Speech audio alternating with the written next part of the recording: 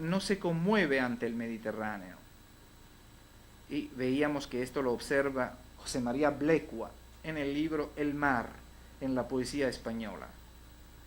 Madrid 45. Este prácticamente ha sido lo que desde entonces el tema desaparecería. La atención al símbolo del mar.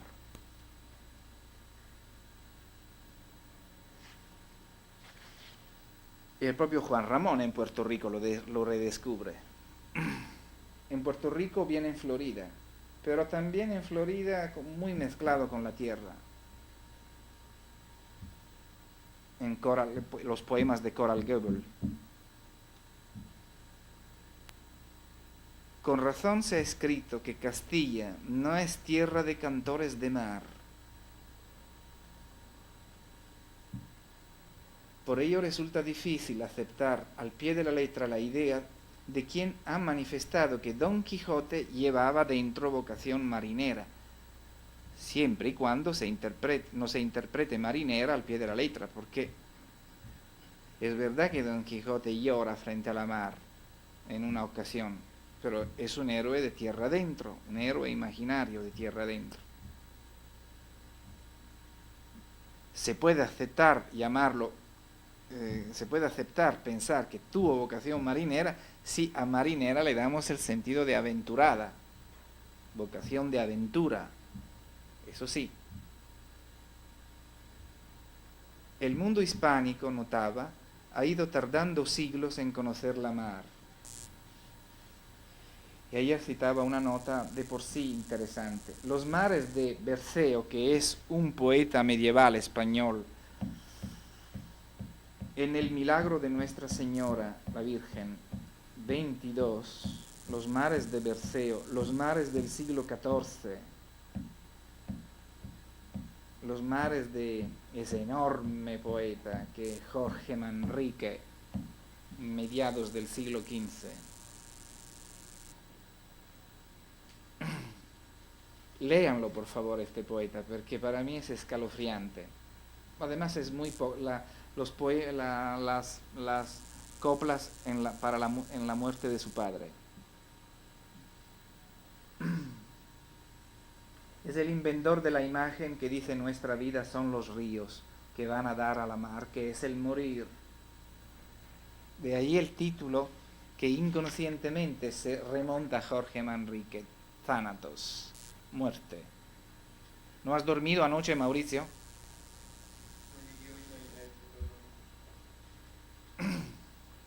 Ya me supongo que has tenido una noche de viaje, ¿verdad? Incluso en el barroco es por lo general un mar tópico. ¿Qué quiere decir un mar tópico? Ayer decía un mar de cartulina o de tarjeta, falto de realidad concreta o de realidad vivencial. Entre otras cosas, evito repetir unas cuantas. Sí, hay marinas en Rubén Darío, en Tomás Morales, en Alonso Quesada, en Jesús Cancio, que fíjense ustedes, no por casualidad, son poetas o gallegos. En el País Vasco no ha habido poetas del mar, realmente gallegos, Galicia, entre todas las regiones españolas quizás sea la más proyectada hacia el Atlántico, o bien canarios, y a un canario no tiene más remedio que poetar la mar, porque es su medio de vida, porque es su hábitat, un archipiélago. Sí hay esos poetas, no me olvido, decía ayer, de que hay páginas marinas de Becker, por ejemplo el soneto 52. Vean, si no tienen las rimas de Becker, también cuando van por alguna librería y encuentran una edición económica, Gustavo Adolfo Becker, cómprenlas. Sí hay marinas de Rubén Darío, este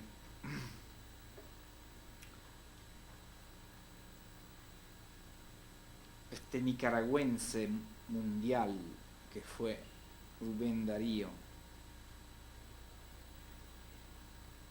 Cierto es, sin embargo, que en los mayores poetas de España, incluso en los del siglo XX, casi siempre se trata de un mar contemplado desde la orilla, desde la costa. Y por este motivo, anotaba, se advierte una diferencia muy marcada entre el talante marino de la literatura griego-homérica y también angloamericana. Piensen en Melville, por ejemplo, por un lado, y la literatura española, cuyos prototipos intrahistóricos son principalmente el Cid y el Quijote, es decir, héroes de Castilla y de la Mancha. Me permití ayer recordar que el sugestivo canto del marinero en el anónimo romance medieval del infante Arnaldos quedó truncado, precisamente ahí donde dice: solo al que venga conmigo le contaré lo que hay dentro del mar, o lo que hay en alta mar.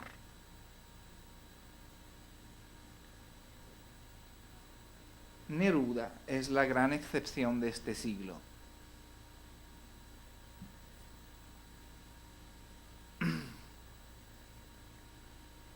También en los poemas juveniles de Unamuno, es decir, en composiciones juveniles de Unamuno, la visión marina es infrecuente, a pesar de ser el bilbaíno. Pero repito, Bilbao tiene una ría. ¿Se dice ría en mexicano? No, no es un río. A ver, explíquele la ría de Bilbao, tú que eres.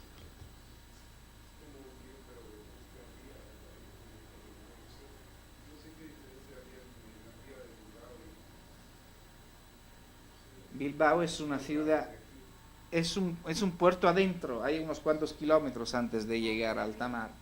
No es un río porque es agua del mar, es un mar que se mete para adentro. ¿Eh? No. Un delta lo es de un río, pero de algún modo un grandísimo mar adentro es en Buenos Aires y Montevideo, Río de la Plata. ¿Ok? Pero piensen en Noruega, piensen en Galicia, en lo pequeño. El mar se mete para adentro. Y se mete para adentro que parece un río, pero es mar. Se va metiendo para adentro, va comiéndose la costa. Eso ocurre sobre todo con el océano, no en el Mediterráneo. Es el océano que se come la tierra cuando hay borrasca. Y eso, siglo tras siglo.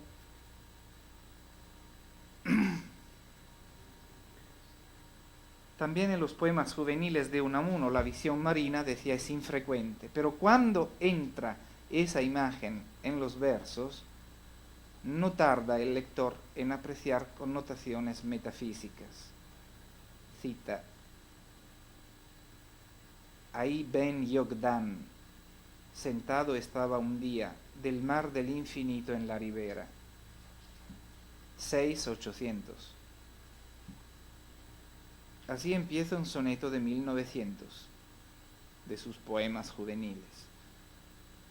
La mar y el infinito. Sentado estaba un día del mar del infinito en la ribera. He ahí el primer atisbo del símbolo.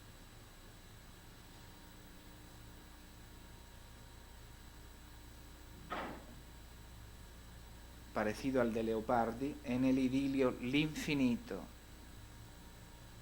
Sempre caro, empieza así, sempre, luego lo traduzco, pero traducir poesía es imposible, sea cual fuere la lengua original. Sempre caro mi fu quest'ermo colle, etc. Siempre querido me fue esta solitaria, siempre querida me fue esta solitaria colina que se asoma al mar Adriatico. Y termina el idilio con: y el naufragarme es dolce en questo mare. Y naufragarme es dulce en este mar. La colina es de la misma región mía de origen.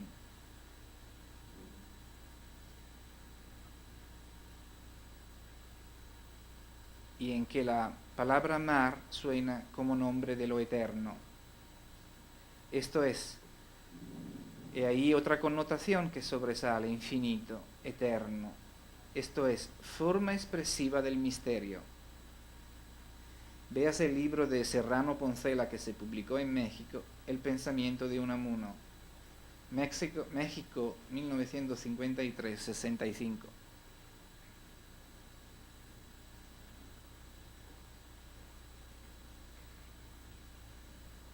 Serrano Poncela era un exilado.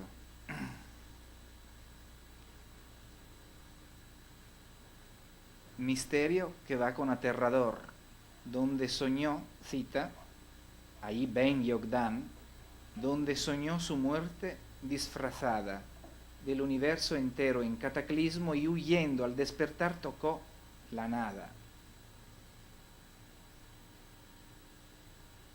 Misma cita de antes.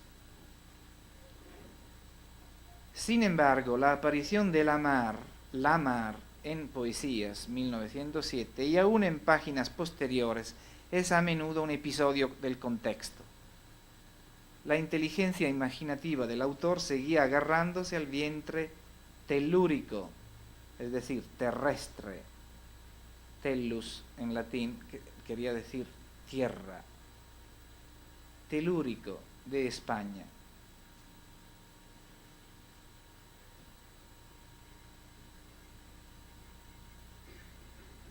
Al punto que usa imágenes telúricas incluso refiriéndola al mar, lo cual es, como ayer lo veíamos, muy significativo.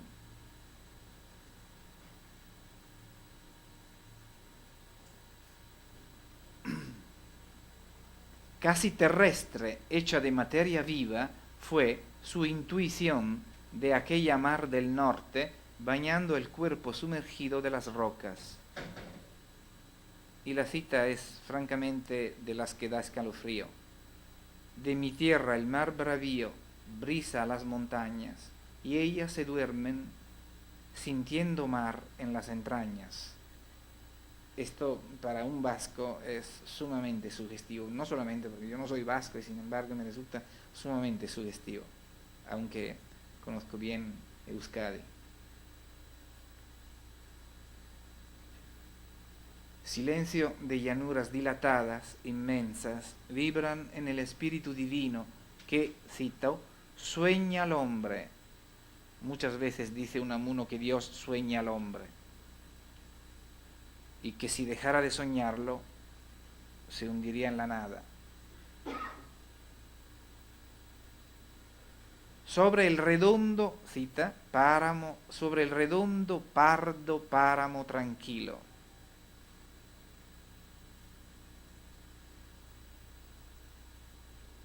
Y ayer, ahora lo evito, y ayer nos metimos un poco en la semántica de la esfera, de los sphaeroides en griego. Pero eso sería un cuento de nunca acabar también, el sentido de la circularidad, la esfera como perfecto, como símbolo de la perfección, de lo completo, de lo definitivo, de lo que en sí está.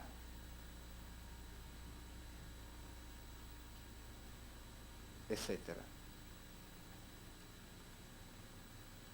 Es un espejo corredor la vida.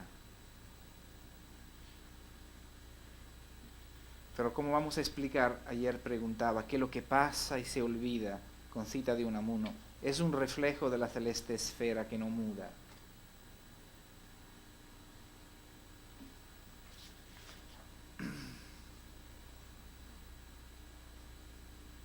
Quierase o no, un reflejo siempre será una imagen fiel de un original, que se manifiesta a través del reflejo, a través de su propia imagen.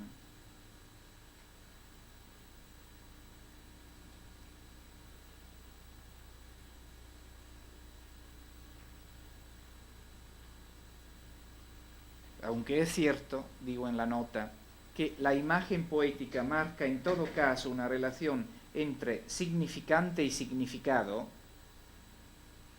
Véase Dámaso Alonso, Poesía Española, Ensayo de Métodos y Límites Estilísticos, Madrid 50, primera edición. La buena inteligencia hermenéutica. Por favor, cierren, por favor.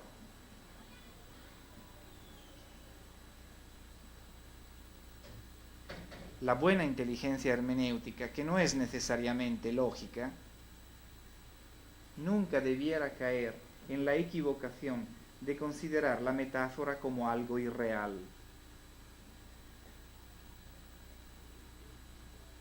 La buena inteligencia hermenéutica nunca debería caer en la equivocación de considerar la metáfora algo irreal.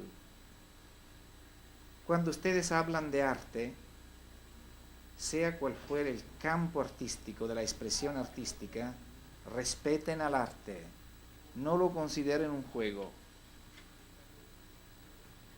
o una ficción en el sentido peyorativo de la palabra. Entren en serio en el arte, si no, no hacen hermenéutica. Nosotros aquí estamos tomando muy en serio este símbolo. Por favor, ¿quiere cerrar?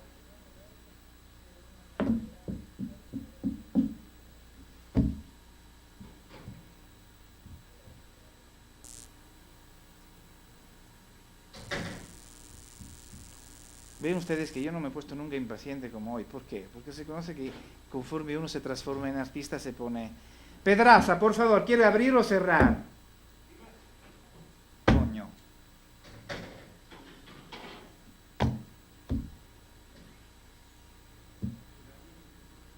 Ustedes o deben entrar o deben salir, pero háganme el favor de estar sentados, ¿ok? Si no, están fuera.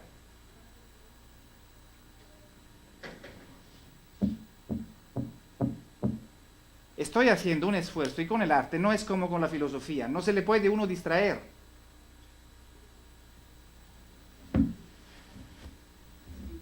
No, disculpo, sí, pero que no se repita. Ok.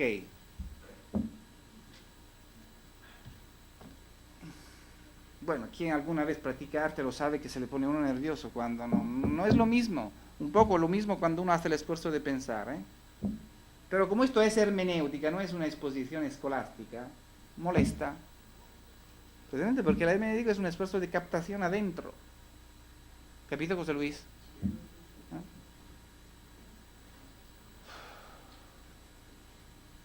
Y luego es difícil recuperar el tono.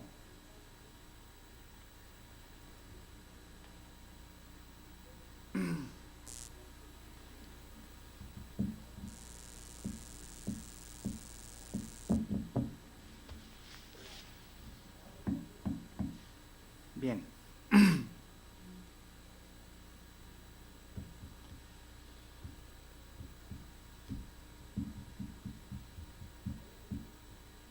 Noten ustedes este pensamiento y acéptenlo si lo quieren aceptar. El mundo ficticio del arte no es menos real o más irreal que el de la representación con el lenguaje ordinario.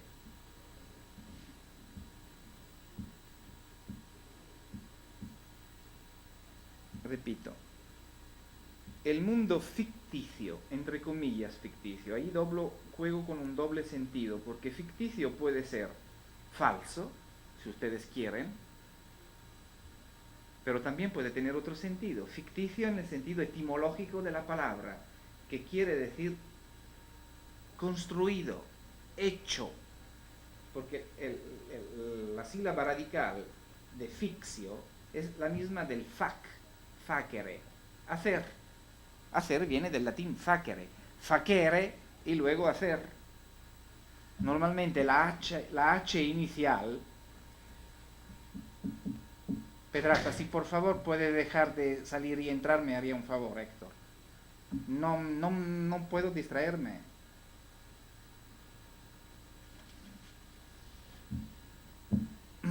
Normalmente la H inicial de la palabra castellana de origen latino corresponde a la F inicial latina. Esto ocurre con hijo, ocurre con hacer, ocurre con horno, ocurre con hoja, etc. Hay un sinfín de ejemplos. Así que hijo es filius, hacer es facere, luego fager, etc. Nada, hoy no hay remedio, vamos.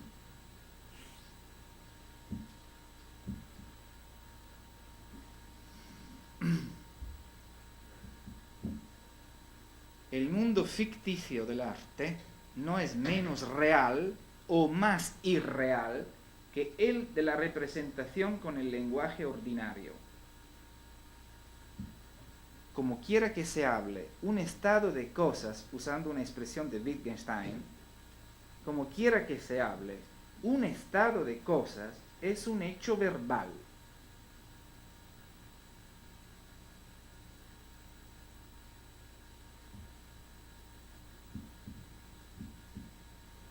Toda forma real es mediada por el lenguaje.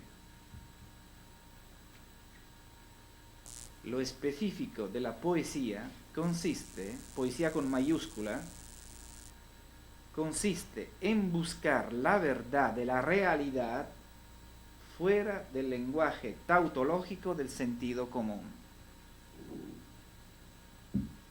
Eso del sentido tautológico lo veremos mejor en otras circunstancias. Muy bien lo comprendía Unamuno. Su poética de la mar significa una recuperación de zonas suprarracionales, no discursivas. Al fin y al cabo, esta es la esencia del simbolismo.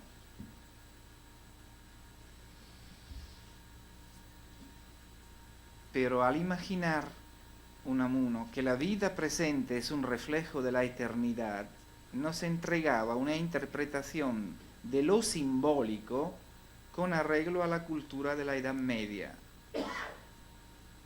según la cual todo lo que ocurre en esta vida y en este mundo es símbolo de algo que está por encima.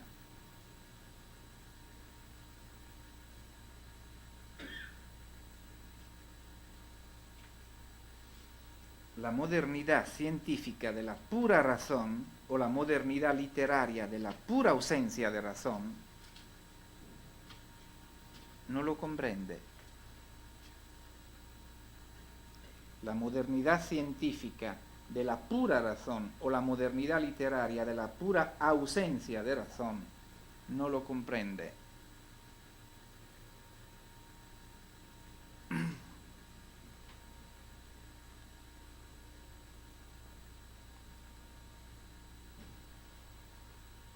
¿Creyó realmente Unamuno que llegaría a alumbrar, no importa cómo ni cuándo, el abismo más profundo de este logos insondable? Aquí hemos llegado ayer, según el cual somos imperecederos. Gracias. No obstante sea nuestro destino perecer. ¿Creyó realmente Unamuno que llegaría a alumbrar, no importa cómo ni cuándo, que se puede explicar este misterio insondable según el cual somos imperecederos a pesar de que morimos?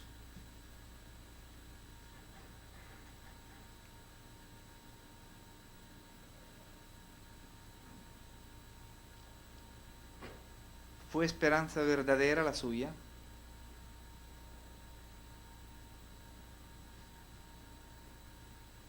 Desesperada voluntad de esperanza ha definido Laín Entralgo, la actitud interior de Unamuno, en el libro que una vez me regaló Laín Entralgo.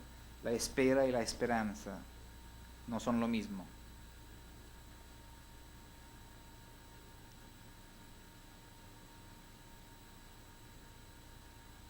Y Cerezo y Galán, al que citaba antes, ya en un ensayo trató este tema en El pesimismo trascendente de Unamuno, de 1989. Vagamos en mar de vida y de muerte.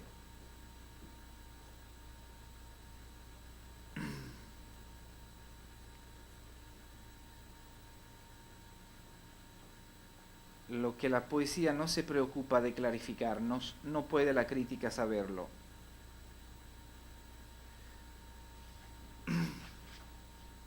El mar, anotó Ortega y Gasset, parafraseando un escrito de Hegel, nos da una imagen de lo ilimitado e infinito, son palabras suyas, y al sentirse el hombre en él, se anima al más allá sobre toda limitación.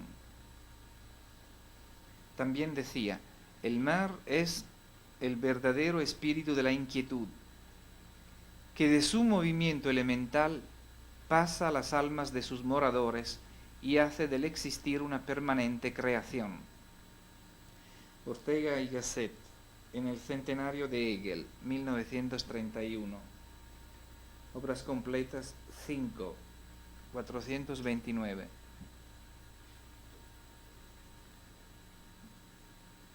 Por su proximidad a la poética de Unamuno,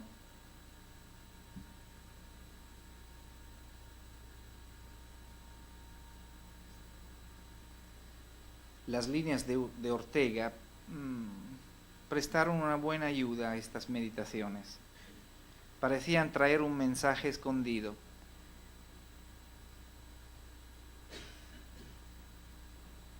Me quedé perplejo cuando se me ocurrió referir ese fragmento a una advertencia de Dámaso Alonso. Las palabras leídas en el texto de Ortega, a pesar de su vigor, iban dejando como un hueco en el medio, entre el filósofo y el lector. Muy otra es la fuerza emotiva que arrojan los versos de Unamuno.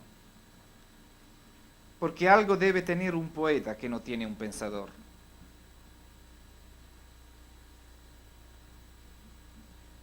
Creo que a lo largo de su vida debió sentirse Dámaso Alonso multitud de veces en aquella situación de desapego ante las ideas en prosa. Leemos un pensamiento profundo en una obra científica y lo admiramos, pero no nos conmovemos. Nuestra intuición es puramente intelectual, no afectiva, decía, no imaginativa, como la de un poeta. El pensamiento del filósofo puede abrir una cima, sigue la cita de Dámaso, puede abrir una cima a nuestros pies. El del poeta no nos abre los ojos al abismo, sino a la belleza del abismo.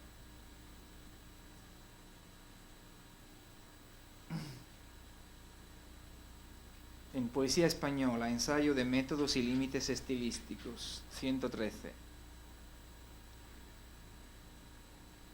Belleza de lo infernal, de lo insondable e incomprensible, seguramente, si la palabra crea sugestión.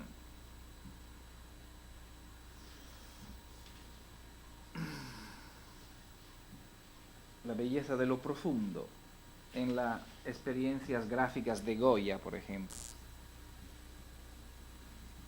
No está en la idea evocada por el texto o por la obra del artista, sino en el sentimiento que la poesía o el arte figurativo suscitan en nosotros por mediación de arquetipos inconscientes. Y por arquetipo quiero decir imaginaciones primitivas, primigenias, y emociones que esas impresiones procuran: el fuego, el viento, el cielo, la tierra, la noche, etc. Ese concepto de Dámaso Alonso, al fin y al cabo, es una continuación de la estética del barroco y del romanticismo. Desde el siglo XVII, lo bello va unido al sentimiento, al placer, a la pasión, como aún dirían los románticos. Eso nunca lo aceptaría un renacentista italiano, para el cual lo bello era la armonía, era la simetría. Y cuando se dice armonía, también se quiere decir que la belleza es un concepto, por así decirlo, geométrico. El Renacimiento nunca hubiera aceptado, en la estética del Renacimiento, no solo italiano, sino europeo, del siglo XVI, nunca se hubiera aceptado una afirmación del tipo: lo bello es lo que impresiona. Lo bello, es la armonía. Y la armonía, repito, es un concepto hasta casi podríamos decir geométrico, calculable.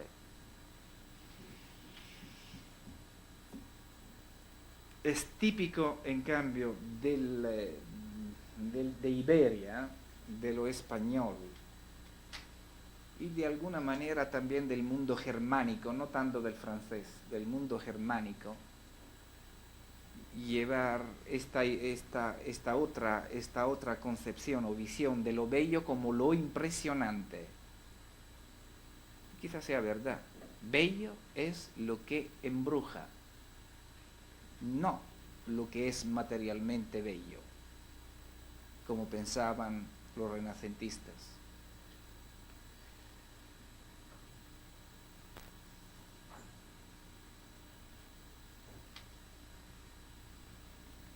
Esa es la italianidad irrepetible de la época solar del Renacimiento. Difícil explicarlo para los que no tengan en su cabeza o en su imaginación a Rafaelo o a Tiziano o a Leonardo, etcétera, etcétera, o a la arquitectura del Renacimiento, donde nada sobra, donde no hay plateresco ni adorno ni nada de eso porque hubiera parecido mal gusto, donde lo que priva es la sobriedad absoluta, pero la armonía total de las proporciones. Eso fue el Renacimiento, en poesía como en arquitectura, como en pintura. Estático, como las vírgenes de Rafaelo. Hay una eternidad entre el Renacimiento italiano y Goya, un salto infinito. Por eso el gran arte itálico termina con el Renacimiento. Lo demás pertenece a otros pueblos, pero aquella época fue absoluta y perfecta e inalcanzable. Desde entonces Italia está en decadencia.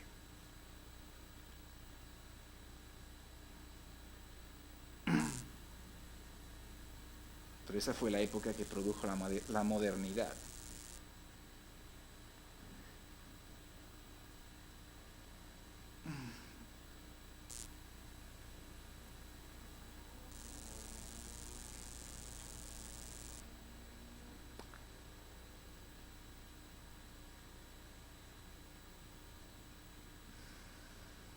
Lo que despierta atracción es bello esencialmente, dicen los modernos, han dicho siempre los románticos, ya lo dijo el barroco, dijo, donde la palabra dijo no hay que interpretarse como un simple decir, sino como un sentir. Y mientras nos atrae, también nos abstrae de nuestro yo personal, regalándonos una breve felicidad.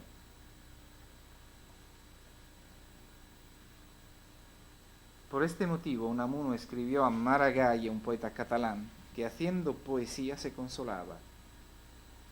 Epistolario entre Miguel de Unamuno y Joan Maragall, Barcelona, 51, 35-36. Porque el consuelo lo da el poeta, nunca lo regala quien razona. Lo da el artista, es decir, el inventor, lo da el músico, lo da el creador de música, lo da el poeta, lo da el gran pintor, no quien razona. Ninguna intuición entristece si transpone nuestra experiencia del mundo en un sentir que sobrepasa la experiencia racional del mundo. Repito, ninguna intuición entristece si transpone nuestra experiencia del mundo en un sentir que sobrepasa la experiencia racional del mundo. En la mística no hay nada de entristecedor. Donde mística no quiere forzosamente o exclusivamente decir el texto de un santo místico.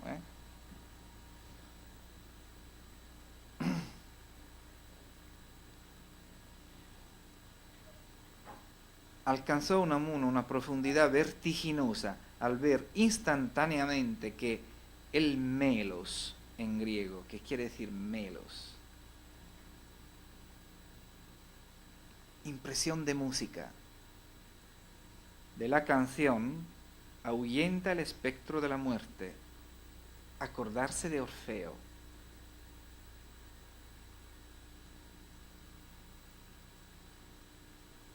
Confronta Unamuno, celi celi coeli enarrant gloriam Dei, según el Salmo. Los cielos narran la gloria de Dios. 1907, 6831.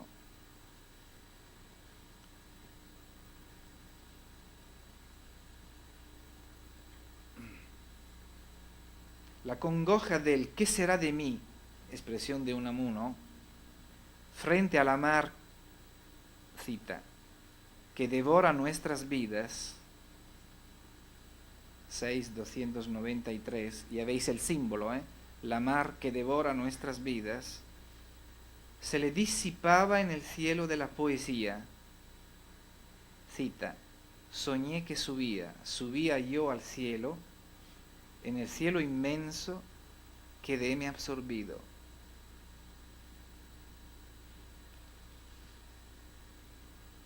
Composición Mi Niño, 1906, 306.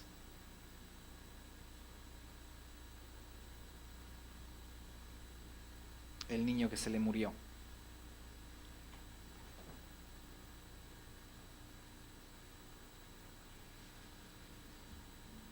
En el azul, además, debajo de las aguas, porque esto es entusiasmante, él imaginaba el azul debajo del mar, o sea, que debajo del mar hay el cielo. En el azul debajo de las aguas, dice, cita, qué hermoso cielo veo en el abismo.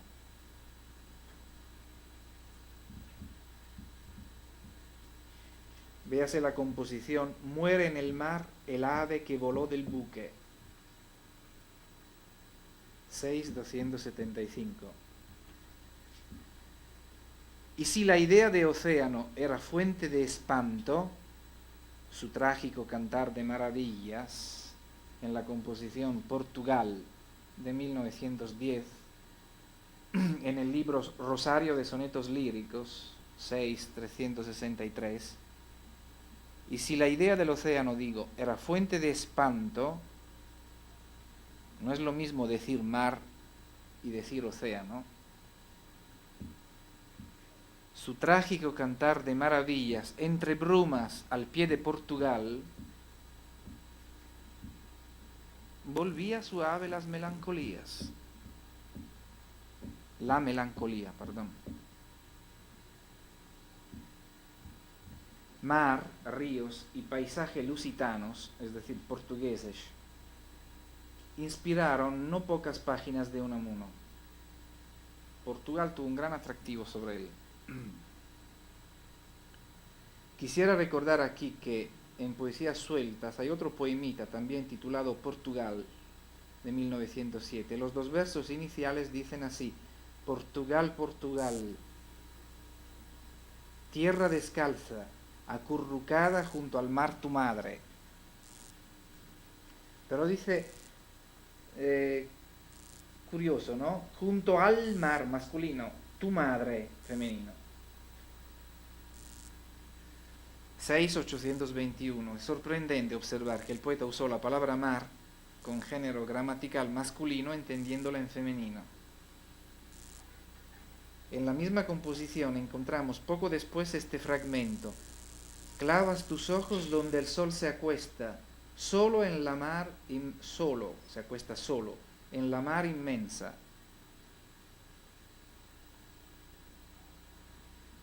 A mí me es imposible suponer que el autor no advirtiese esa disparidad. En la misma composición usa mar una vez al masculino, entendiéndolo al femenino, y otra vez al femenino. ¿Cómo es posible que no se diera cuenta de esa de esa tan sorprendente circunstancia? Seguramente hubo motivos métricos que le obligaron en el segundo verso a usar al en vez de la a, porque imagina que yo diga, clavas tus ojos donde el sol se acuesta solo en el mar inmenso.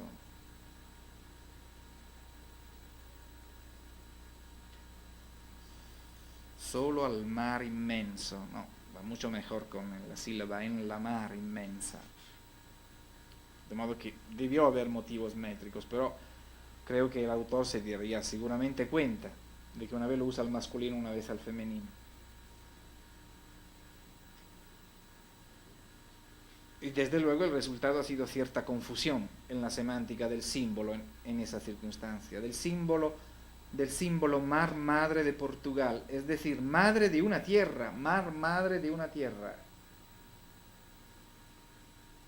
que llora soledades de trágicos amores.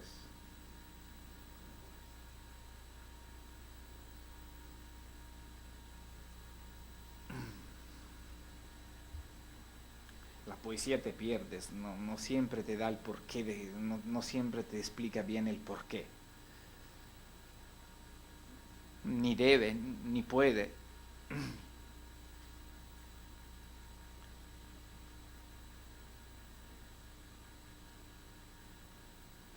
Supone efectivamente dos percepciones distintas de la vida humana escribir que el mar, palabras de Unamuno, es el verdadero espíritu de la inquietud, y conmoverse en el alma recitando los versos del poeta portugués suicida, como otros poetas de su generación, Antero de Quental, traducidos al castellano por el propio Unamuno.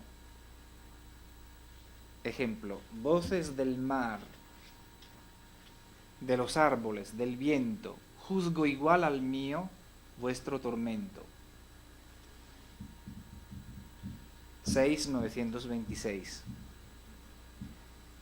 Ha dicho un gran filólogo español, cito, Amado Alonso, el poeta no tiene en sí una visión del mundo ordenada en saber racional como su sistema de conocimiento,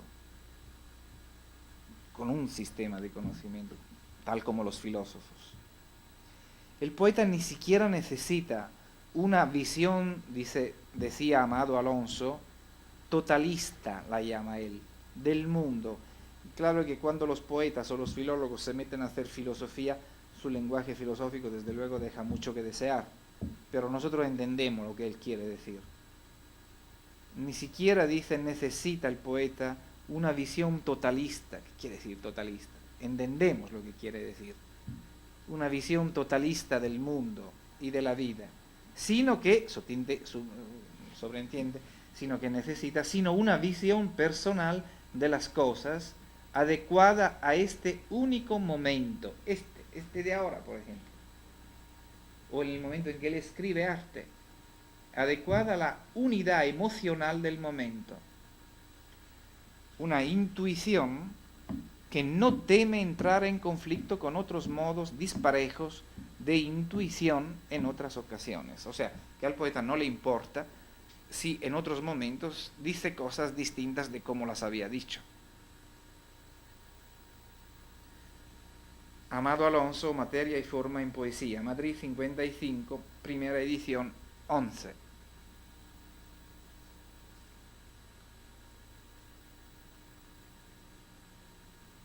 Ese momento de fulgor maravilloso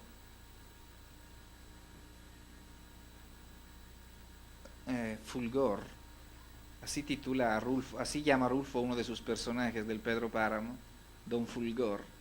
Ese momento de fulgor maravilloso lo llama Don Miguel eternidad instante, y este es un concepto que recorre muchos filósofos. La eternidad es el instante.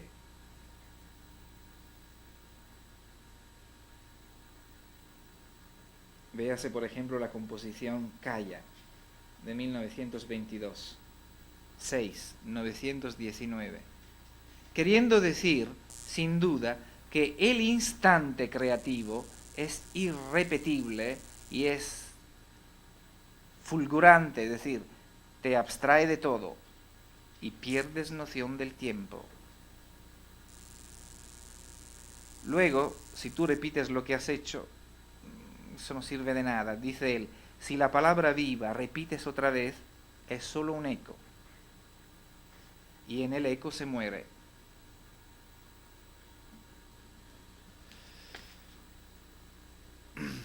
Ahora me interrumpo. El en sí mismo fulgurante del espíritu vital es lo que es. El en sí mismo fulgurante es lo que es, no lo que deviene, y al devenir se muere.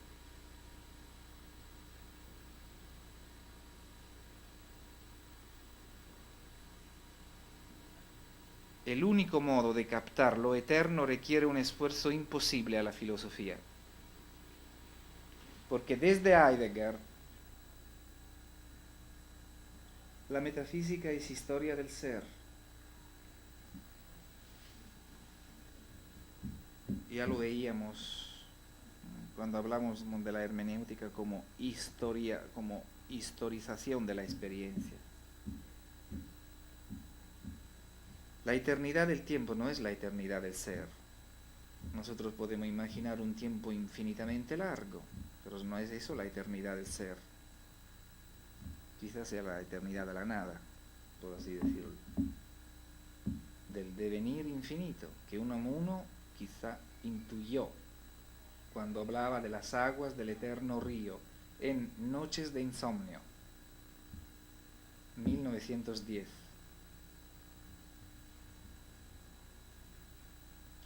Eh, 386, o, con sus palabras, en lo profundo de la mar, en que, dice, no hay después como no hay antes. Nada y vuelo, 1926, 915.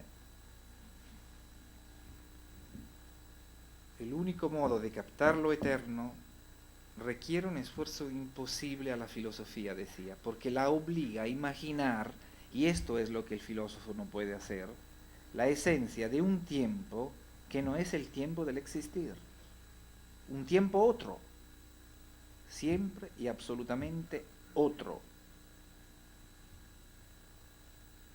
Tampoco el poeta lo conoce, aunque lo presienta. Al fondo de la mar, que nos funde a todos, dice, en mágicas aguas de renacimiento.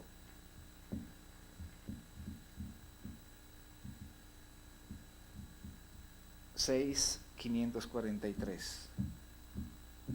Luego las citas exactas, si distribuyo el texto, si no decido otra cosa, la verán, la controlarán. Se oye decir de vez en cuando que la poesía es el reverso de la filosofía, el mundo visto al fin del derecho.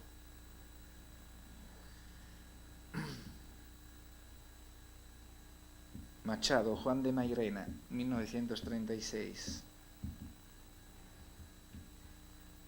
Machado, sin embargo, añadió una postila por boca de su maestro imaginario, Mairena, que dice, para ver del derecho hay que haber visto antes del revés. O viceversa. Como dice, no sé cómo se dice en expresión de aquí, a buen entendedor, pocas palabras. Es verdad que Machado dice, repito la cita,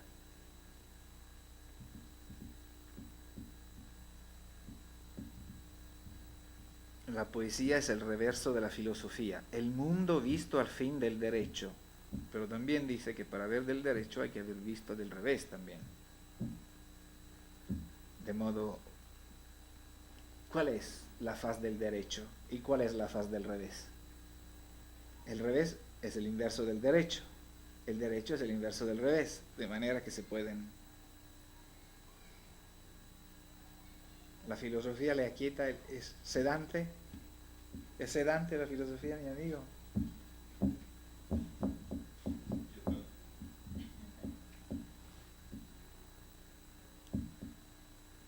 ¿Cuál es el derecho y cuál es el revés? Mira que no es una pregunta tan tranquilizadora, ¿eh? Y ahí está otra vez el laberinto, y ahí está otra vez esa imagen de la divinidad de Jano en el antiguo Roma, con dos caras. La moneda, por ejemplo, de dos caras, una de aquí y una de ahí. ¿Cuál es la cara y cuál es el revés de la cara?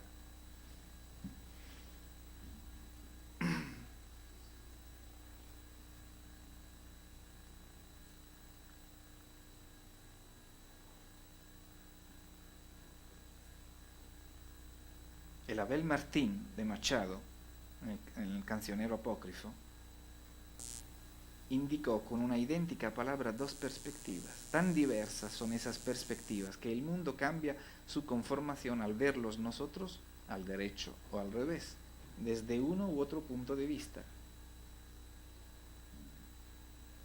Por variar de aspecto según se le mira, el mundo humano no sería lo que es. El mundo humano sería cómo aparece lo que hay.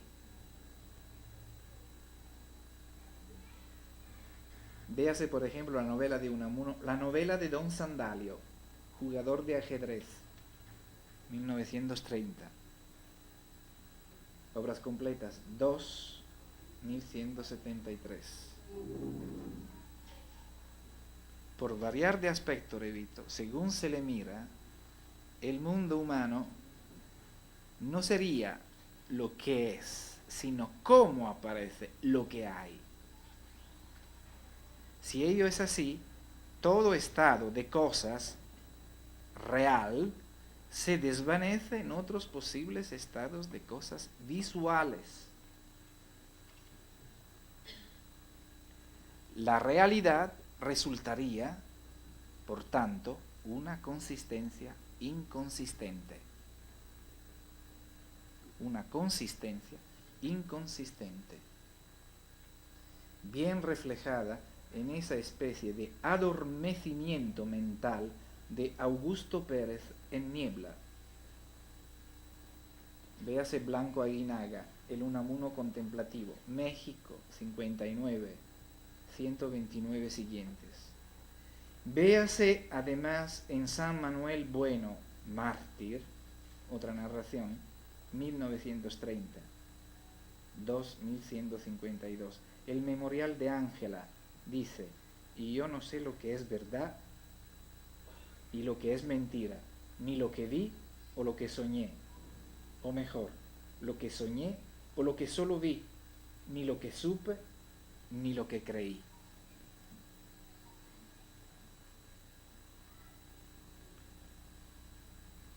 Con lo cual ya andamos fuera de lógica. Y renunciando a los principios lógicos, entramos en una imaginación del mundo sin claridad racional, sin definición racional, sin límite, porque definir es limitar.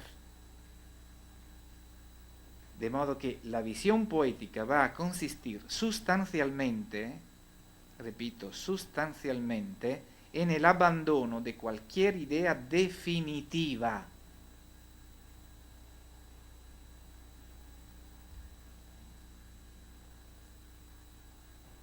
Y esto va acorde con lo que decíamos sobre la hermenéutica. Idea definitiva o definición que tanto le molestaba a Unamuno. Sobre todo él no quería ser encasillado. Definiciones, sí, buenas palabras, que aunque presumen de abracadabras, no nos abren tesoro verdadero. No se cura la vida con razones. 6.880.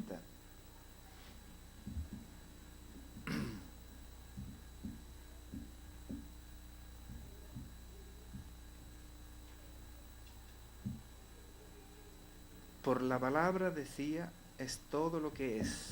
Eso era su misticismo del verbo. Queda por saber si es algo la palabra, si son algo las ideas. Nube la cultura o Helena, la homérica Helena, escribió Unamuno, nube la gloria o Dulcinea, ¿qué es qué? Nubes la democracia y la libertad, sigue la cita, y nubes también el imperio y la disciplina, todo nube. En las coplas de Colaínos, es una prosa, 3008. Incluso la tierra firme, ¿no es nube también? Dice. Quiso alertarnos al mostrar que la terrestridad de las cosas se refleja en la mar. La terrestridad de las cosas se refleja en la mar, símbolo de lo inconcreto. Si pensáramos como el poeta, pronto nos daríamos cuenta de que no hay un mundo fijo en su propia mismidad. Somos cada cual una ola de la vida, bios, que va siendo thanatos. Bios, vida, que va siendo thanatos, muerte. Vivir, cito, esta es una cita de un valor inconmensurable. Vivir es solamente, vida mía, saber que se ha vivido. En el libro Teresa, 1924, 6587. Vivir es solamente saber que se ha vivido.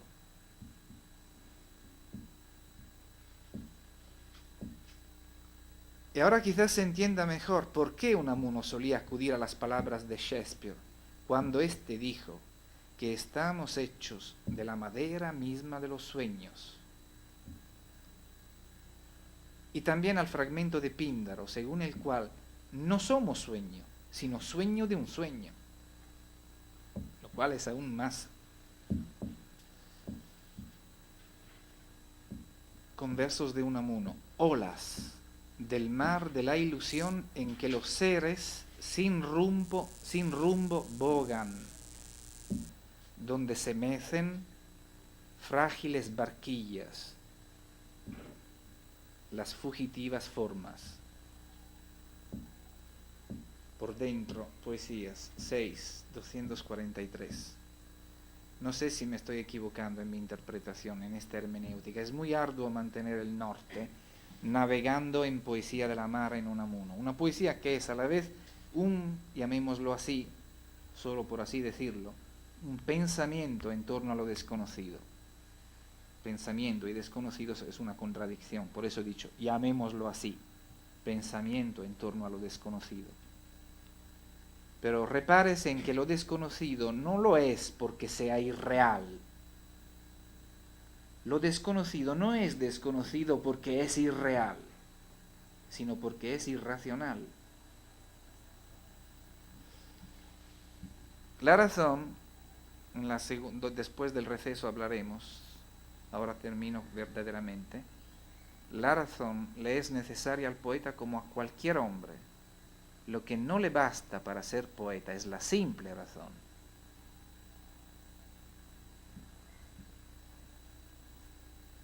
Con ella solamente no tiene luz bastante, o mejor, no tiene energía bastante para hacer arte, poesía. Prologando a Teresa de Unamuno, anotó Rubén Darío que ser poeta es acercarse a las puertas del misterio y volver de él, cita, con un vislumbre de lo desconocido en los ojos.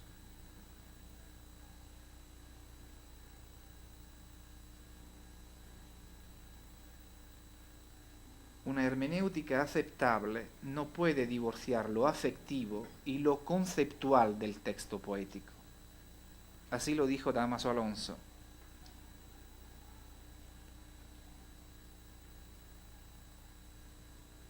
Estas páginas, estas las mías, perdonen que digo mías, recogen la sugerencia. Por desgracia, los lectores somos normalmente gente limitada. Es raro que alguien esté a la altura de la obra de arte, rarísimo.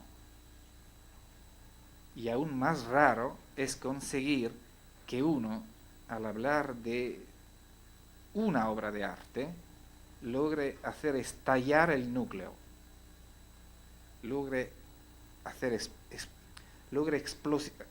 que explosione el núcleo. Eso es lo que la hermenéutica debiera procurar, en la medida de lo posible, mejor dicho, de lo imposible. Porque es muy fácil decir de qué trata una poesía, decir, repilogar, sintetizar, pero ¿eso de qué sirve? ¿De qué sirve? De nada. Léetela. ¿De qué sirve que yo venga a decir de qué trata una poesía? ¿Logro yo hablar la poesía? ¿Logro, por así decirlo, dialogar la poesía, el arte, el núcleo, el porqué de mi emoción en este momento? Eso es lo difícil. Todos pueden epilogar, todos pueden hacer recuentos o resúmenes, pero eso no sirve de nada, eso es vulgar. Eso es glosa. ¿Qué quiere decir glosa? Glosa en griego significa esto, la lengua. Glosar es explicar superficialmente. ¿Ok? Pero pónganse ustedes, primer ejemplo que me viene, frente a un cuadro de Tiziano. Pónganse frente a toda otra pintura, frente a un cuadro de Goya. Pónganse ante una composición musical. Traten de decir en palabras la emoción que ustedes sienten escuchando. ¿Logran? Traten pensarla. Pensarla, ¿es posible pensarla? Entonces ahora mejor decir conocerla, el arte. Y para conocerla, ya lo veremos más adelante en este texto, eso es lo difícil. ¿Cómo se puede pensar lo irracional? ¿Cómo se puede pensar el símbolo? ¿Logran ustedes transmitir todo lo que hay en el fuego o en la percepción del viento y del aire o del mar, sobre todo si van dentro del mar? Porque no es lo mismo, ¿eh?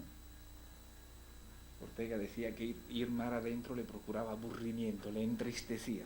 Creo que sí, no por nada era un hispánico. Lo dice después de relatar un viaje de Buenos Aires a Lisboa, que le inquietaba y le aburría el alta mar. Porque era un hispánico, probablemente a Melville no, probablemente a Eliot no.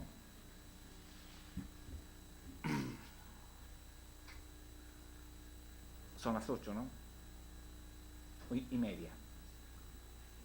Entonces luego no sigo, sino que traten ustedes en la media hora final de a ver si se puede hablar esto fuera de lo que he dicho, en fin.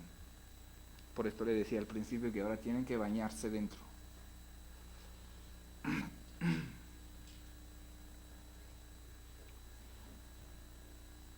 O sea que la hermenéutica debe ser la hermenéutica del arte debe ser vivencia del arte. Y al mismo tiempo debe pensarla, debe conceptuarlo, el arte. Pensarlo, conceptuarlo, sentirlo, compartirlo. Difícil, ¿eh? Difícil sobre todo porque te obliga a usar un lenguaje distinto del ordinario. Es más, de alguna manera, no digo que no es que sea fácil, pero de alguna manera cuesta menos esfuerzo conceptuar formas lógicas que conceptuar lo inefable artístico, lo que con proposiciones lógicas no puedes transmitir. Y sin embargo, de alguna manera hay que pensarlo, porque si no te transformas en un puro poeta. Entonces, no dejas de hacer hermenéutica. La hermenéutica del arte te obliga a ser poeta y pensador. Es un esfuerzo más difícil que el de ser simplemente pensador, que el de ser simplemente poeta. ¿Me explico? Y sumamente más arriesgado, porque puede ser vulgar y trivial el esfuerzo que tú cumples. Lo más probable es eso, que trivialices la obra. Desgraciadamente eso es lo más probable.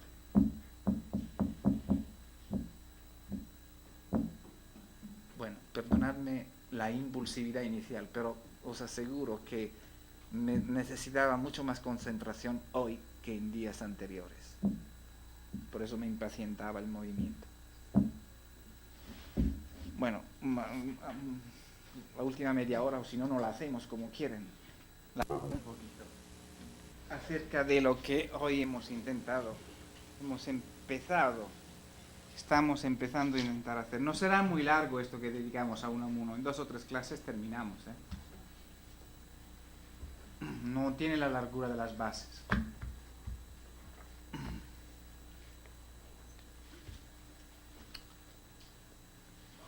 Ahora les toca a ustedes. ¿Qué decía? En el símbolo o en la evocación poética de Unamuno, cuando fue desterrado a las Canarias, hay una relación entre la experiencia... ¿Esto qué es? ¿La pizarra esto? Y si me la pones ahí, ¿cómo hago yo a escribir? Perdón. ¿Eh? No sé. Pero bueno, la próxima vez. Alfredo. Sí. Perdona, José Luis. Hay una mezcla entre la experiencia o el sentimiento del desterrado y la evocación del símbolo de la mar. No tiene ninguna relación. Claro que debe haber. Claro que debe haber. Ahí en Fuerteventura. Si yo entiendo bien tu pregunta, si no la entiendo bien, dime, no la he entendido bien. Si entiendo bien lo que tú quieres preguntar, es si hay una conexión entre esas verosímiles vivencias suyas de soledad y de orfandad en Fuerteventura con su percepción de la mar. ¿Es esto lo que preguntas? Supongo que sí, evidentemente. Era una isla desierta, feliz, de Unamuno, que le confinaron ahí. Ahí no necesitaba prácticamente de dinero, porque no había nada. Tenía un amigo y luego tenía uno, no sé si tenía algún dromedario o qué, porque estamos muy bajos, ¿eh? Estamos en zona subtropical. Sí. Del otro lado es pleno desierto del Sahara, en el continente. Tenía 2 o 3 amigos, no había más gente. Una isla, si habían 10 personas en total, eran muchas. Una isla pequeña, pero eso era. No era la Gran Canaria, no era Tenerife, no era Lanzarote. Fuerteventura era la más pequeña. Supongo que sí. Eso que tú dices. Supongo que sí. Desde luego la soledad, el océano, la luz, el silencio de la noche, etcétera, etcétera. Todo eso se prestaba a una experiencia de tipo místico del océano. Que es océano, no es mar. Pero al ser mar al ser agua alrededor de islas, su tendencia era llamarla mar.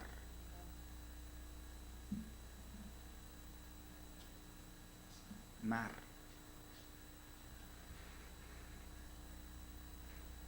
La palabra océano en Unamuno, no solo en él, sino en la tradición semántica del vocablo, tiene otro sentido. En latín mare era neutro, no era ni masculino ni femenino, mare.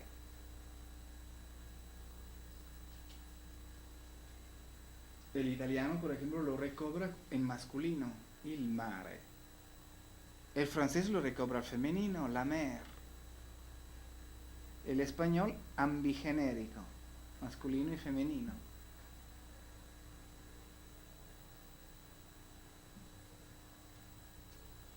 Todavía no hemos llegado al fondo de la cosa. Supongo que sí, que hubo de haber. Desde luego él de ahí en adelante añoró siempre su periodo de Fuerteventura. Y les prometió a los pocos amigos que dejó ahí que volvería, pero no. Pero no volvió nunca más. No tuvo tiempo.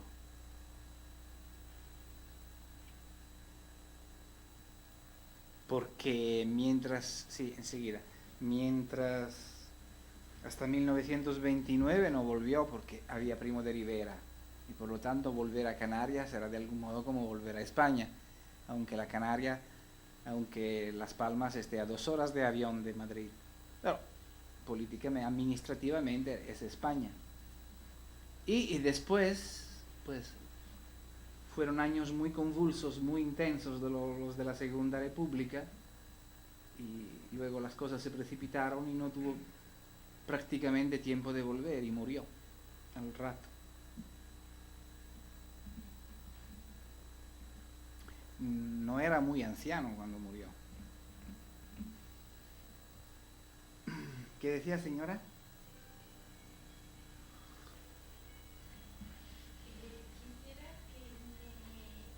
Quisiera favor de explicarme eso de la mar y el mar.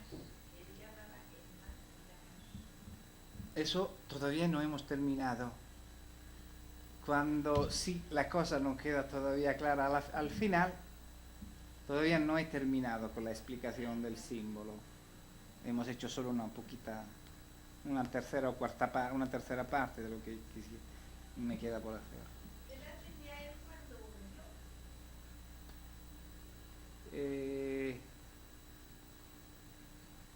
murió? Dunque, 70 y algo, no mucho. Muy poco algo.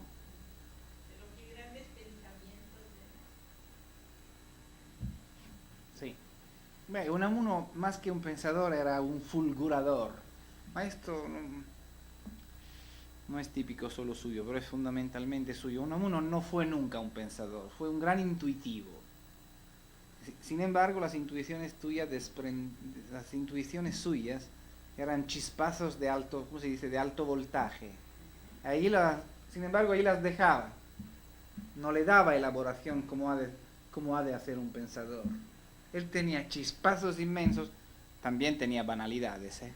No fetichicemos demasiado Unamuno. En poesía no, pero en prosa de vez en cuando decía cosas muy discutibles, a veces un poquito endebles, pero cuando daba chispazos eran impresionantes. ¿Cómo se dice? Le fulmina a uno, ¿no?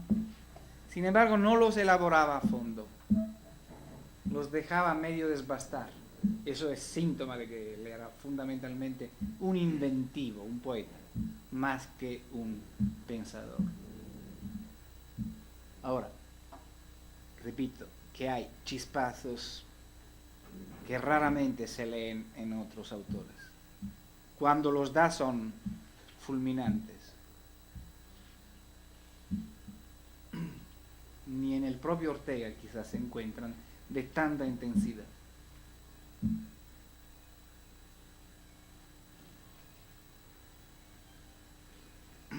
¿Qué más? A ver, vamos a ver si vamos. Sí, empezamos con el maestro. Damos la precedencia, Jaime. Dime, Alfredo. Son varias preguntas, pero creo que algunas van a tener la misma respuesta que esta última. Pero en principio, esta reflexión sobre el símbolo mar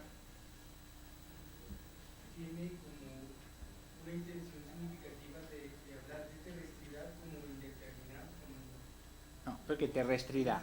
Perché terrestrità? bueno, de lo terreno, ¿Cómo? de lo terreno, de la historia, de las relaciones sociales, pensándolas como indeterminadas.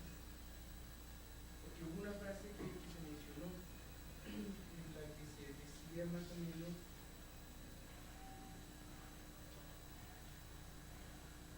con la realidad como inconsistencia, inconsistente, ¿Y dónde está la terrestrità? No, me refiero, bueno, en principio hay una cierta referencia de la mar como terrestridad, la mar como... Lo che pasa è che quizá procure difficoltà. Continuación, o si hay... Este texto quizá haya no solamente que escucharlo, sino también habría que leerlo, porque es propio de la hermenéutica. Con el texto delante uno se da cuenta, porque ve donde hay comilla y donde no las hay.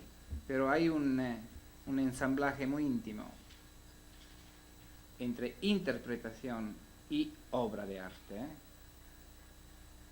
hay una compenetración mental.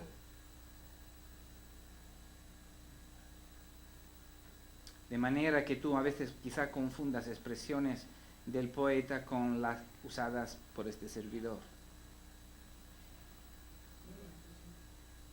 Por ejemplo, eso cuando se habla de terrestridad, esos eran conceptos míos. Perdónenme ustedes el mío, que suena un poquito banal, pero vamos, gramaticalmente no puedo decirlo sino así.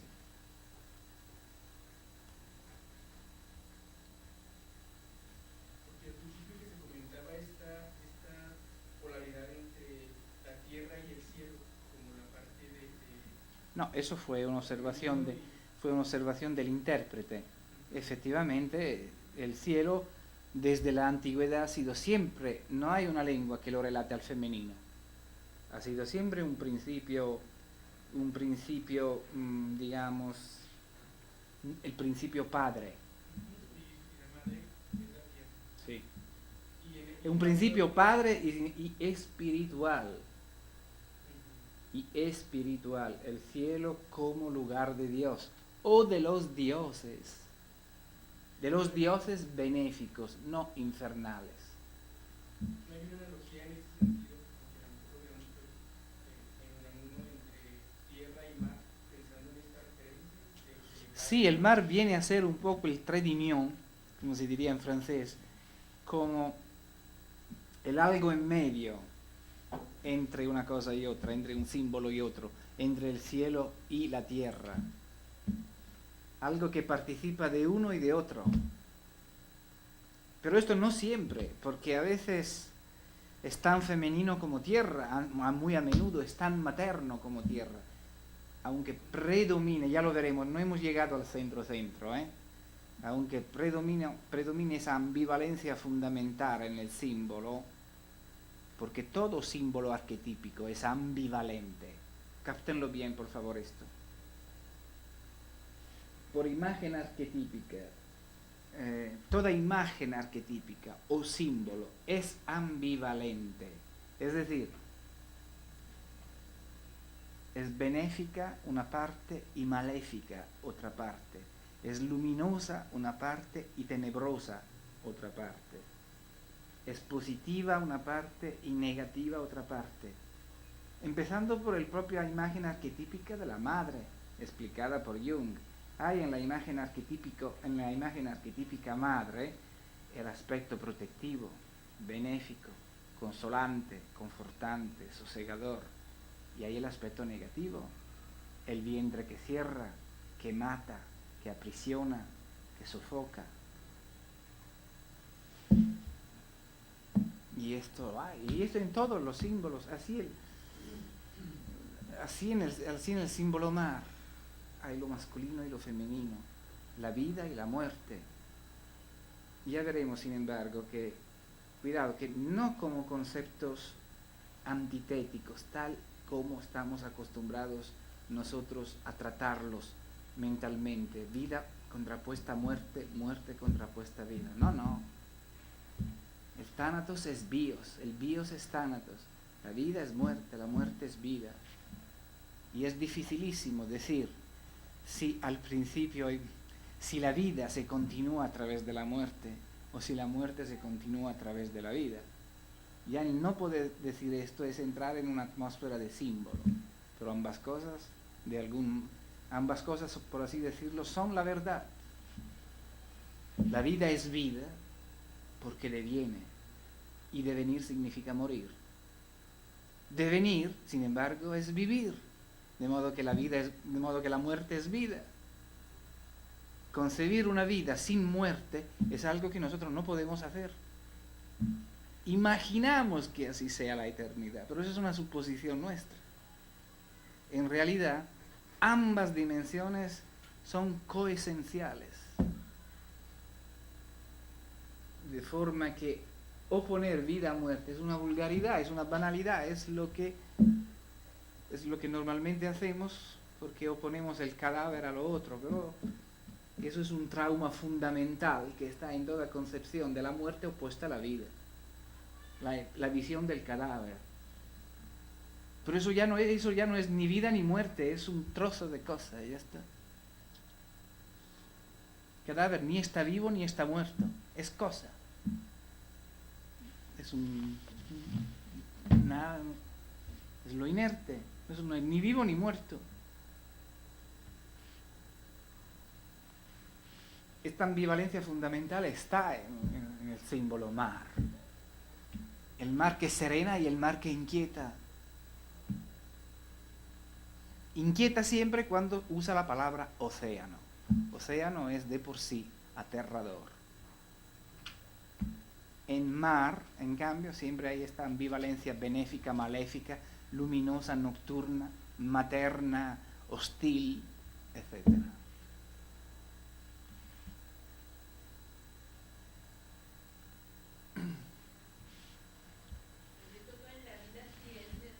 ¿Cómo? Tenemos dos caras.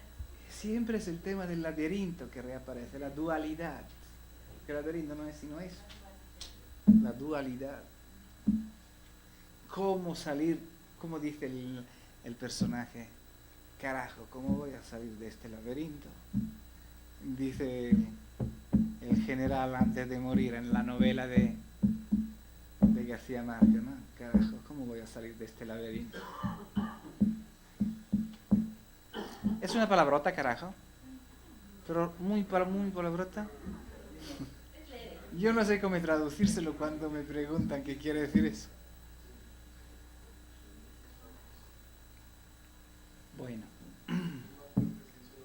¿Qué decías, Jaime, antes? Quería decir.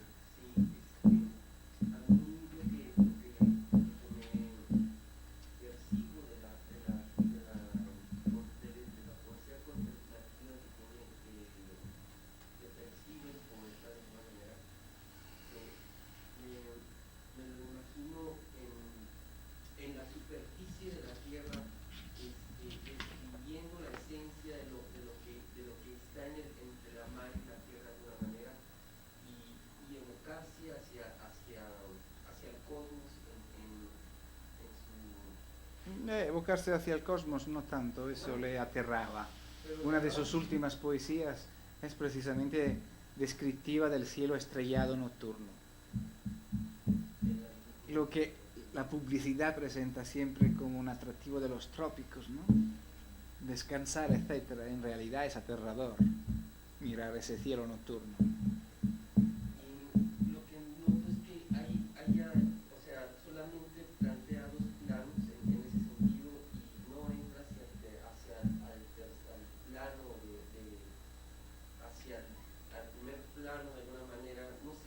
¿Cuál primer? No entiendo bien. ¿Qué primer plano? Diríamoslo, en otras palabras, no hay infierno real en sus expresiones.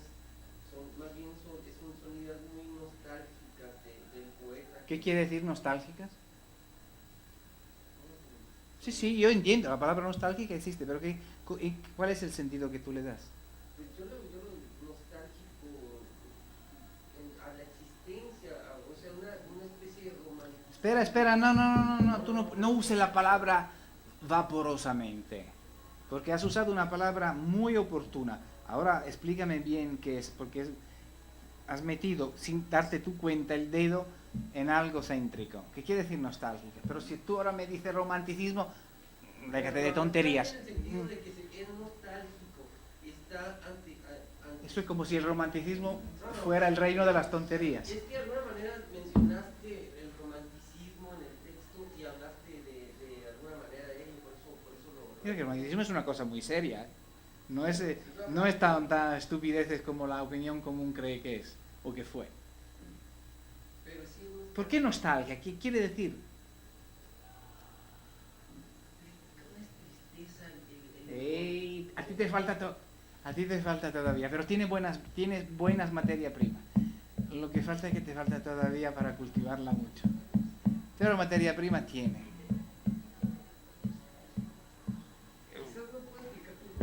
Bueno, pero no me acuerdo bien ahora. Pienso que esa palabra vuelve en el texto.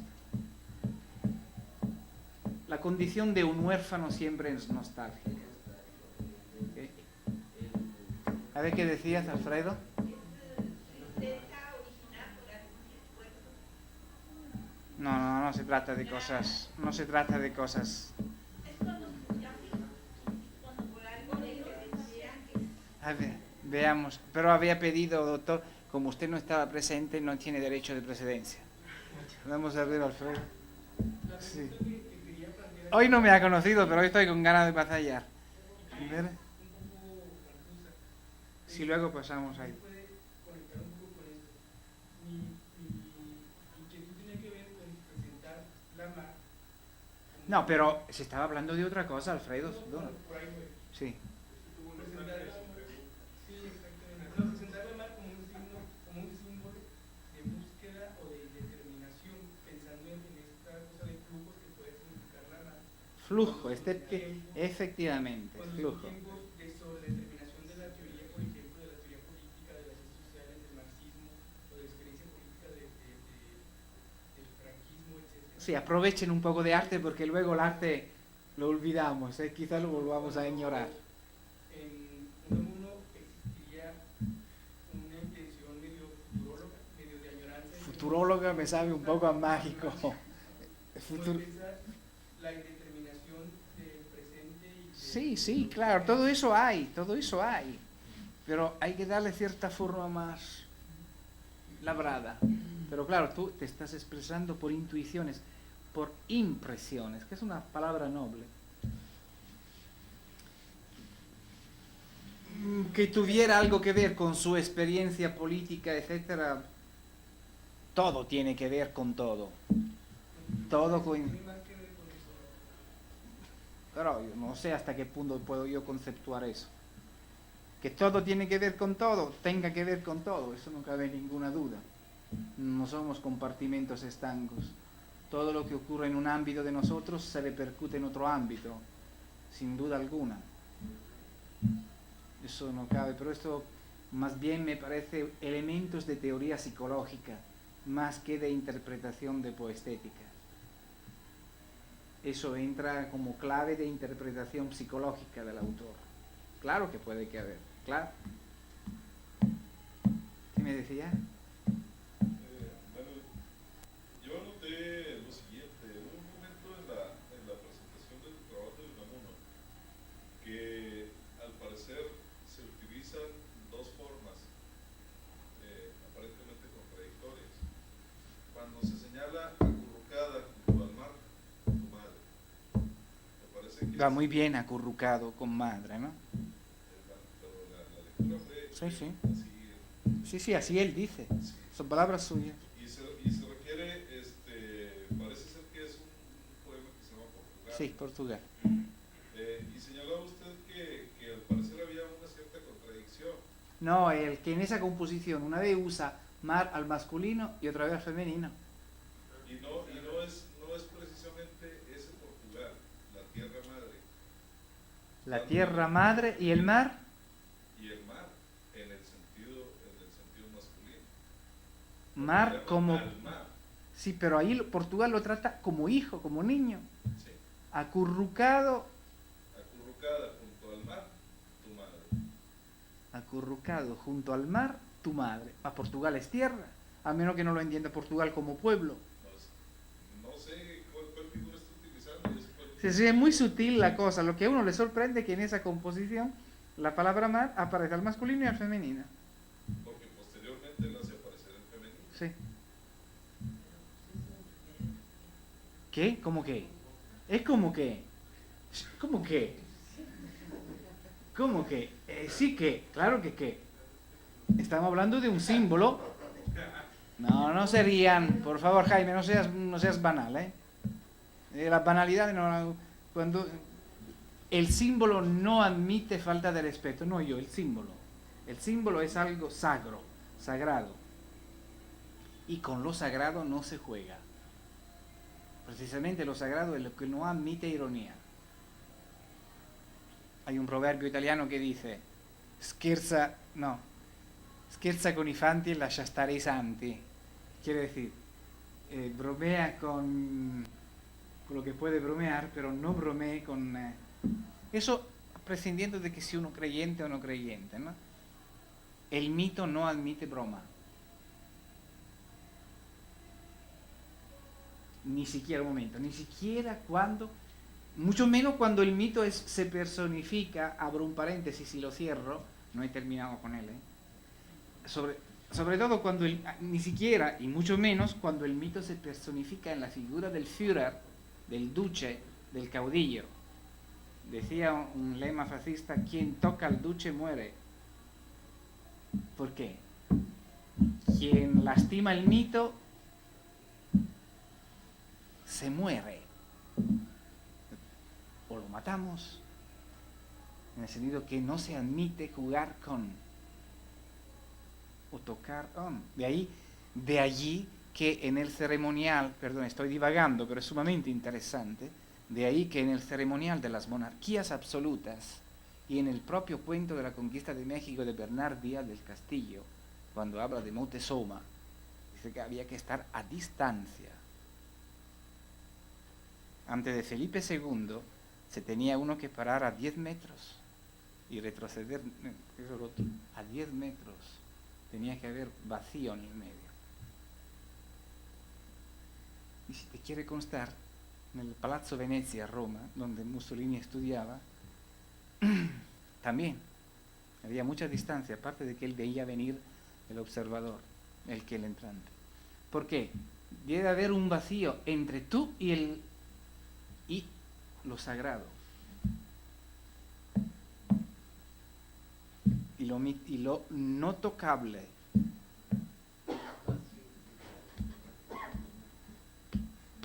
De manera que cuando esas interpretaciones cinematográficas dan Isabel de Castilla como si fuera una niña mimada o medio tonta, etc., no, son bobadas cinematográficas. Era la impasibilidad de la reina o del rey. Por ejemplo, Felipe II nunca contestaba, tomaba apuntes y cuando había terminado preguntaba como diciendo si había terminado, después de lo cual se iba o tenía que irse. No conversaba, porque no puede conversar el mito con lo sagrado, con lo normal. No puede haber trato. Y eso era típico de todas las monarquías absolutas, lo que el fascismo o lo que los nacionalismos totalitarios han recobrado, pero también en el comunismo soviético. Era lo mismo, hablar con Stalin no es el mito, si acaso, que se humaniza, que se hace hombre y que te sonríe o que bromea, aunque las bromas de Stalin normalmente era mala señal. Normalmente cuando bromeaba quería decir que el otro, Hitler no sonreía apenas nunca. Sí, damos precedencia, pero él no había terminado, Elsa, pero dime. Ya que tan raramente hablas como... De la dualidad, como los marineros dicen que usan los mascarones, son mujeres, para darle una... Sí, eso en el vasco, en la proa. Sí. Eso ya en la antigüedad, sí. Para darle una novia al mar, ¿no? Pero a la vez ellos se consideran novios de la mar o amantes, son celosos, por eso a veces se los quiero. Sí, Entonces ahí se presenta la dualidad, ¿no? El mar y el sí, mar. también. Y las sirenas del mar. En el mar cantan las sirenas. Como en la novela, como en la Odisea, que dice Ulises que le tapó los oídos a sus compañeros para que no oyeran ese canto y no se dejaran engañar. Sin embargo, ahí muy interesante, un canto en femenino que procede del mar, por lo tanto fascinante y sin embargo engañador.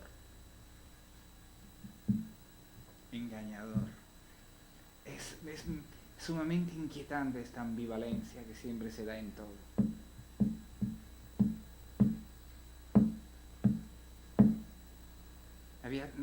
Querías añadir algo más, ¿verdad?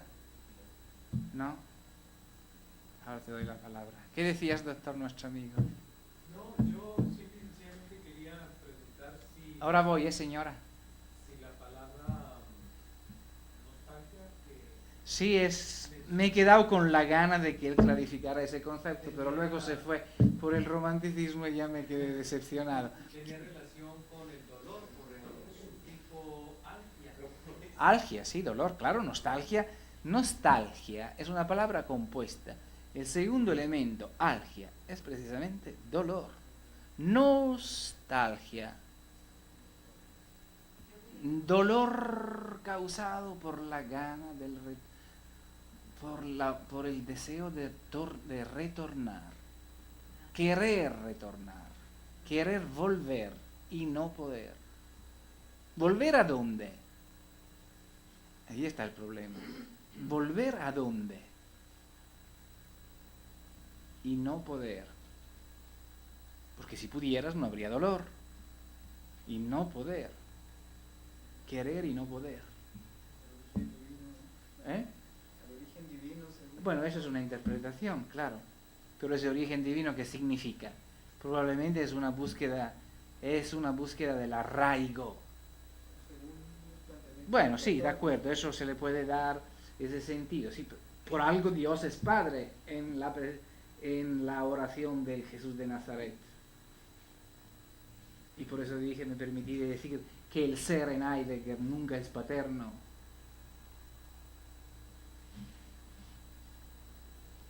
En fin, un retorno.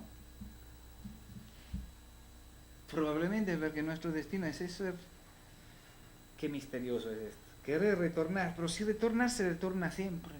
No se retorna a las experiencias vividas por uno en un determinado momento, pero si retornar se retorna.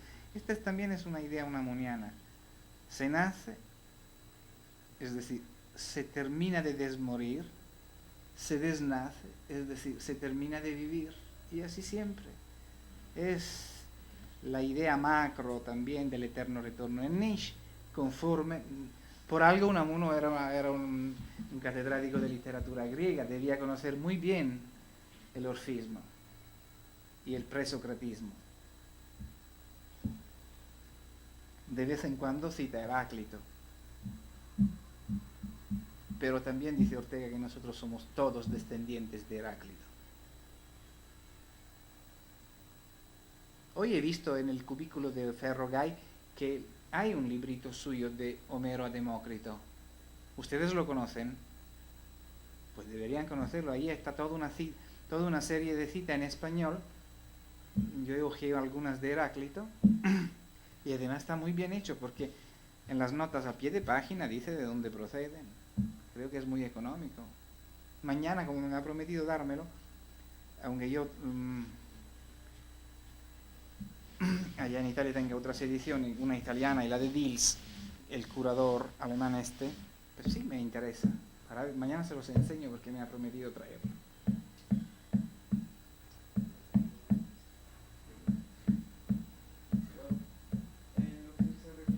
Ya nos vamos. A esta cita, el mundo ficticio del arte no es menos real o más irreal que el de la representación con el lenguaje ordinario. Como quiera que se hable un estado de cosas Sí. en un hecho verbal, todo objeto real es mediado por el lenguaje. Sí. Y eso es una afirmación, eso es lo que Wittgenstein continuamente nos dijo. Por eso se habla de filosofía del lenguaje. ¿Qué quiere decir filosofía del lenguaje? Te doy enseguida la palabra. Es que uno se dedica a explicar qué es indicativo, qué es subjuntivo, qué es sujeto, qué es complemento. No, se trata de decir que el mundo, lo que es de por sí el mundo según la filosofía de Wittgenstein, o la lógica de Wittgenstein, nosotros no podemos decirlo. Nuestra lógica es lingüística. Entonces veamos de clarificarnos bien cómo funciona esta lógica. Nosotros...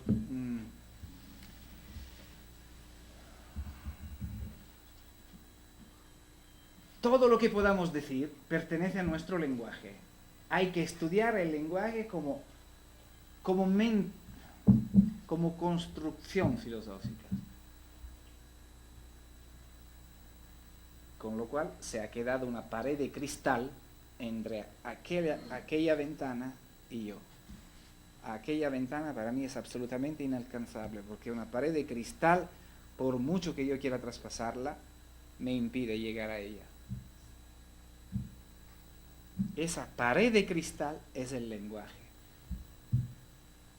La cosa no es la cosa, es el nombre que tú das a la cosa, Y en este según sentido, este planteamiento. en este sentido, la palabra es manejada como una especie de dadora de vida, dadora de sentido, dadora de significado. ¿Sí? Es el sentido del verbum, ¿no? Allí está la poesía como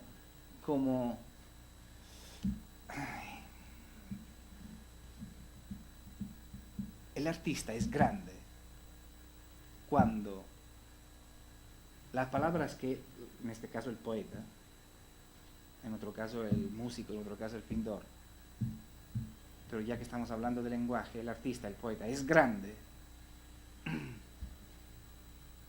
cuando su palabra inmediatamente te transmite una percepción distinta a la de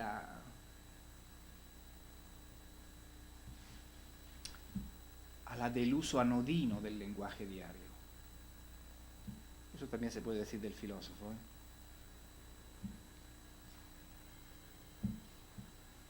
Quizá sí, quizá no, en el caso del filósofo, pero en el caso del poeta, sí. Para mí los grandes poetas son rarísimos. A mí que no me vengan con cuentos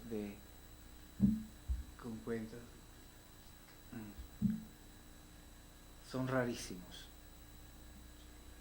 Y más bien me parece que pertenece a la época antigua de la humanidad.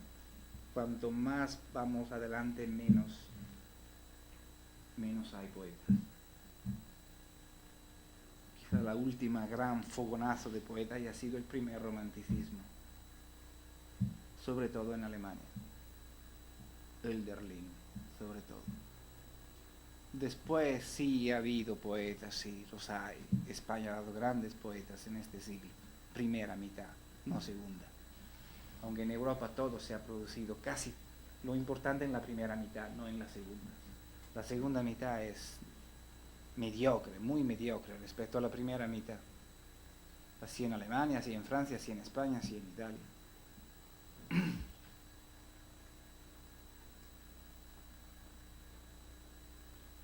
¿Por qué? Porque se necesita, porque la poesía requiere una captación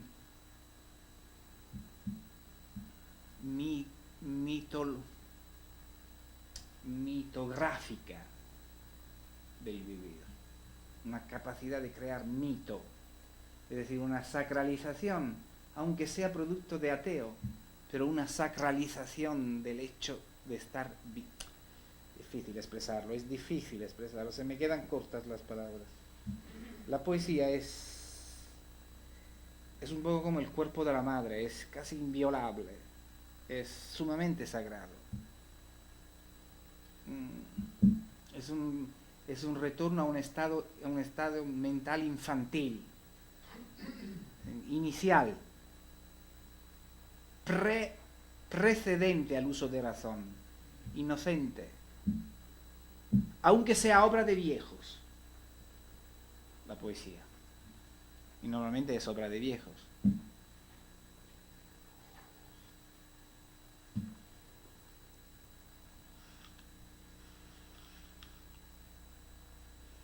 Debería ser obra de jóvenes, sin embargo, porque la poesía obra de viejos es lo que ocurre hoy, no así en la antigüedad. Orfeo no era un viejo.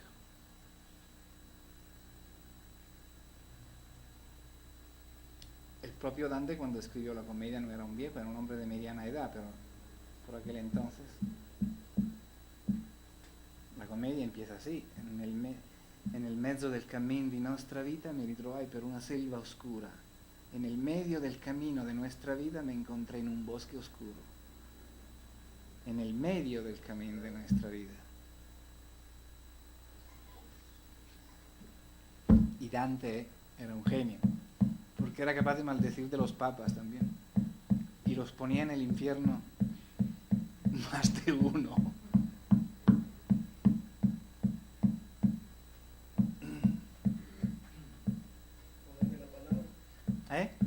El poder de la palabra. Pero el poder de la palabra no conoce instituciones. Y a él le costó caro. Porque murió exilado. En Italia, pero exiliado. Murió en Ravenna. Exilado de Florencia. Y guarda caso, y mira, por circunstancias de vida, al único papa que dimitió en la historia de la Iglesia, Celestino V, dimitió. Desde entonces ha habido antipapas, pero nunca ha habido papa que dimitieran. Y como la dimisión de ese papa causó el ascenso al trono de otro papa, que fue el origen de todo su follón biográfico, etcétera, etcétera, claro está, que uno lo puso entre los... Celestino V, que era que probablemente lo puso entre... ¿Cómo son? Los indolentes, se dice. Es decir, lo que no son ni carne ni pescado, ¿no? Lo que nunca se deciden por temor a... Lo que te dicen sí, pero... Los indecisos. No los indecisos, los acomodantes. Que dice Dante que no son queridos ni por Dios ni por el diablo. ¿Por qué? Porque no son ni de Dios ni del diablo, ¿no? Entonces lo ponen en una especie de anti-infierno, no en el infierno, porque no son dignos de estar ni en el infierno. O sea que es lo peor. Y lo otro lo puso también él en el infierno. El Bonifacio VIII, el otro papa que recibió un bofetón en público por parte de un romano, de un noble romano, Sciarra Colonna, el cual le abofeteó por encargo del rey de Francia. Fíjese qué tiempos.